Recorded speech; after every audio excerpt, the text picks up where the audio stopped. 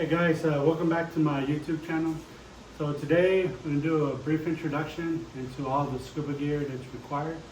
Obviously the most important thing on your scuba gear is for it to be comfortable, for it to fit you right, and that you enjoy yourself when you're scuba diving.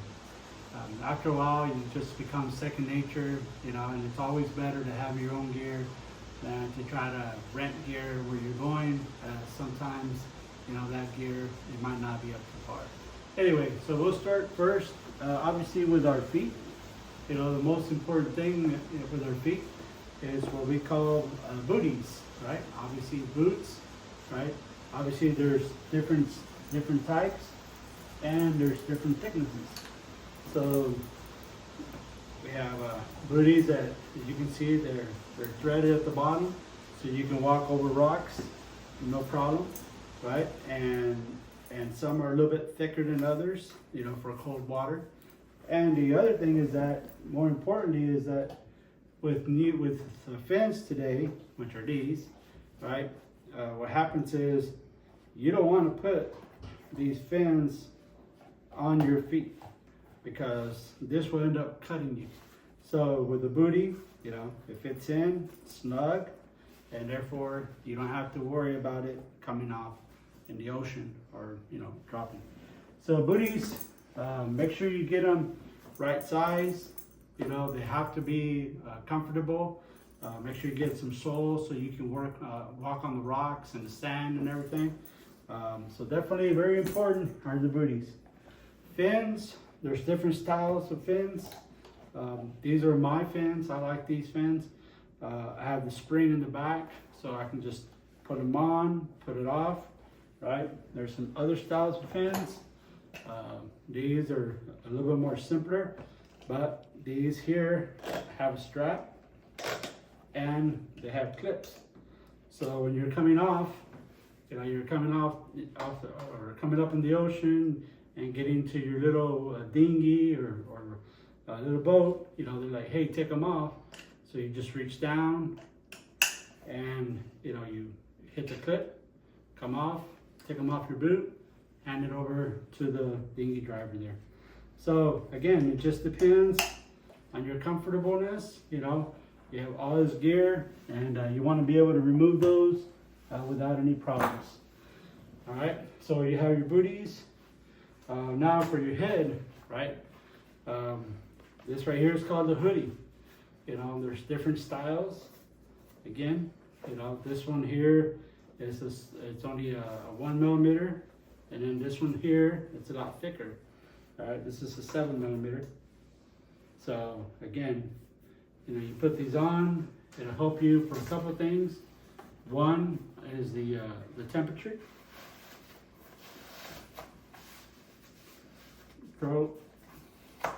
It has to fit you snug, nothing loose, or you can be able to put the mouthpiece in your mouth. And you want to get a good seal with your mask, okay? It shouldn't tighten you, it shouldn't choke you, all right? So again, these, make sure you go to your local dive shop and try them on before you buy it. You don't want to be, 1,000 miles from a dive shop, put one on, and for it to be too big for you, and then it'll flood your mask, and it'll make a day, very long, so to speak. Gloves, same thing. We have thin gloves, these typically have a Velcro. These are thin gloves that they're pretty good, for, wherever you're at. And you want to grab rocks, hold on to something. It's always good to have some gloves. Now, some places, they don't allow you to use gloves, so you have to check on the park and what rules they have. The other thing is, let's see, like I said, we have thicker gloves. For example, these right here are called thermocline, and these are 5 millimeter gloves. And with these gloves, for example, on one of my trips to Galapagos, right, the water is 60 degrees and so forth. So with these, they're pretty big, and so I was able to hold on to the rocks you know, without any problems, and a little bit of wear here and there, but for the most part, they did their job and kept my extremities nice and warm. All right, didn't have any cold or anything like that. Masks, there are many different types of masks, right? Just depends. For example, in my case, that I'm getting a little bit older. As you all can see, I wear glasses. So underneath the water, this right here will give you a 1x optical anyway, you know, because it's a lens and you're underwater. So I'm still able to see. But, you know, there are companies out there now that they put optics inside your mask. So you put this on and you see a lot better. You're able to read your instruments without any problems. So again, and they come in all styles. You know, we have people that, you know, they like to have them colored, like a red color, a blue color, you know, so they can be able to see better underwater and see the fish, etc. Here we have obviously your tanks. At first sight, you're like, well, what's the difference, right? Well, this one here, you know, they're both, this is an aluminum tank and this is a steel tank. The aluminum here, this one has a lot less capacity than this big steel tank. Also, the aluminum tank, right, weighs less than the steel tank. So therefore, if you're diving with this, you might need a little bit more weight. If you're diving with this, you might need a little bit less weight. Again, it just depends on the temperature that the water is where you're at. This right here, this contraption is called the regulator, right? Your system here, and it's got a couple things on here that, you know, we use. We use it obviously to connect to your tank, and it's got a couple readouts, very important. Tells you, you know, what is the pressure. Normally we start off at 3,000 psi and we go down to about 750, 500 when we want to come up to do our safety check. We have our main breather, right? And then we have our octopus, which is for our buddies in case they run out of air, in case they get panicked or whatever. So this will connect to that, and then from there, we'll connect to their BC. So we're putting the BCD onto the tank, right? We're sliding it down. Very important is that, you know, we want to make sure that it's not too low. So make sure we put this part here is spinal strap, so that will dictate where it's going to go. So it's there, fits snug.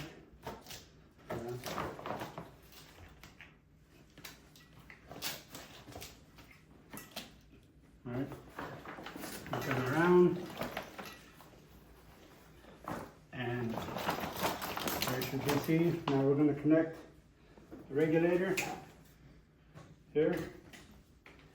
All right, so remember your mouth, for most people it goes on the right side, so you want it to go on the right side, right? And then this here, the one that your pressure indicator, you want this to go on the left side.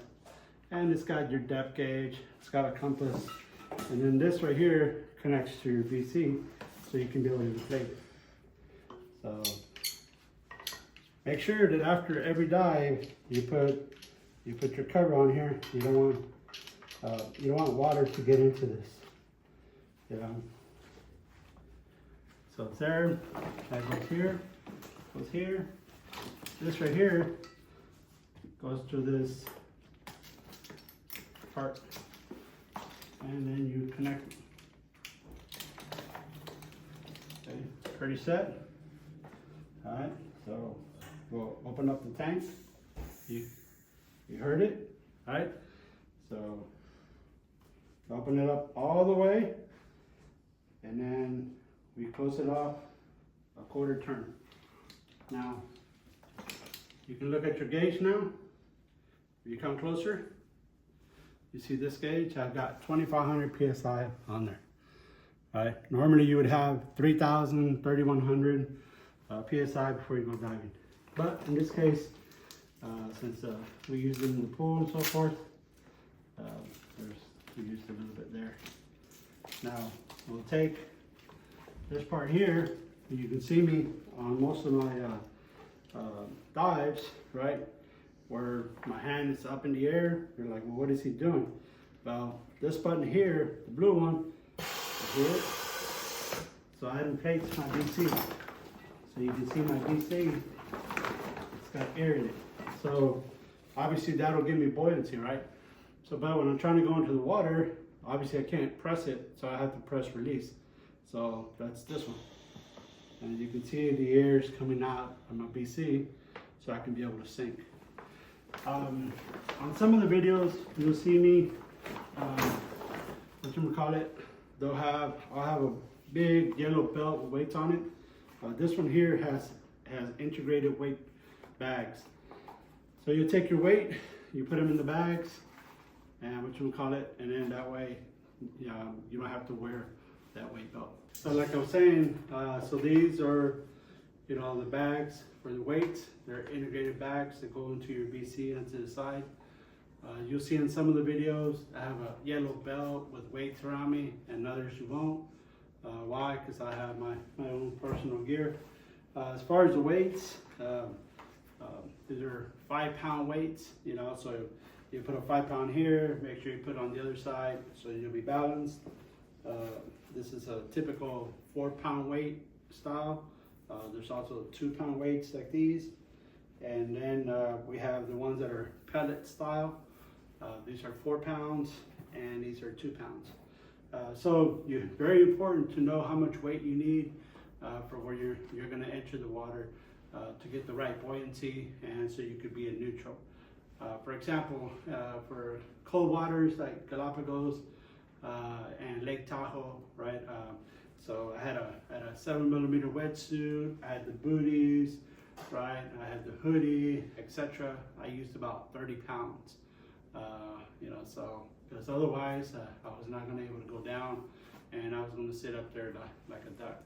So in this case, I had the weights around me, but here, I could put 4 on each, 10 on each max in the front, and then this BC has trim pockets in the back where I can put additional weights for when I'm diving in that cold water. Obviously, if you're diving down in Florida or the Keys or the U.S. Virgin Islands or Hawaii, the water is a lot warmer, 75. Sometimes it's actually hotter than that. You probably only need maybe 14 pounds, 16 pounds.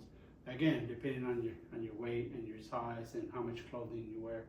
The last trip that I went to the Philippines, there I was just diving with a pair of shorts and a long sleeve shirt, and I had 14 pounds on, and the water was fine. It wasn't cold, and sometimes it was actually a little bit too warm, but I had a great time. And so again, you have to make sure you know how much weight to use, so you can be able to go down and you can be able to maintain your buoyancy.